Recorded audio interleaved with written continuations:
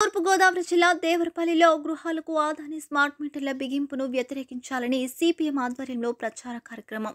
ఇటీవల గృహాలకు విద్యుత్ ఆదాని స్మార్ట్ మీటర్లు బియ్యం పురుగు ప్రజలు అడ్డుకోవాలని సిపిఎం కార్యదర్శి ఎస్ భగత్ పిలుపునిచ్చారు. మంగళవారం దేవరపల్లి సంత మార్కెట్ వద్ద కరపత్రాలతో ప్రచార కార్యక్రమం నిర్వహించారు. ఈ సందర్భంగా భారత్ మాట్లాడుతూ రాష్ట్ర ప్రభుత్వం ఎన్నికల్లో ఇచ్చిన హామీలు నిలబెట్టుకోలేదన్నారు. అధికారంలోకి వచ్చిన తర్వాత దుర్మార్గంగా సర్దుబాటు ఛార్జీల పేరుతో ప్రజలపై వేల కోట్ల రూపాయల భారాన్ని మోపిందని విమర్శించారు. పూర్తిగా ప్రైవేటీకరించే కుట్రలో భాగమే ఆదాని స్మార్ట్ మీటర్ల బిగింపని అన్నారు. స్మార్ట్ మీటర్లు ప్రజలపై స్మార్ట్ గా వాతులు పెడతాయని ఆందోళన వ్యక్తం చేశారు. గృహాలకు ఆదాని స్మార్ట్ మీటర్లు బిగింపు వచ్చే వారిని అడ్డుకోవాలని, విద్యుత్ రంగాన్ని కాపాడుకోవాలని ప్రజలను కోరారు. ఈ కార్యక్రమంలో సిపిఎం సహాయ కార్యదర్శి కె రత్నాజీ, సిపిఎం సీనియర్ నాయకులు ఉండవల్లి కృష్ణారావు, సిపిఎం సభ్యులు మడెల్లి రామారావు, పిన్నమనేని సత్యనారాయణ, ఆచంట సుభాష్ చంద్రబోస్, పప్పు రామారావు తదితరులు పాల్గొన్నారు.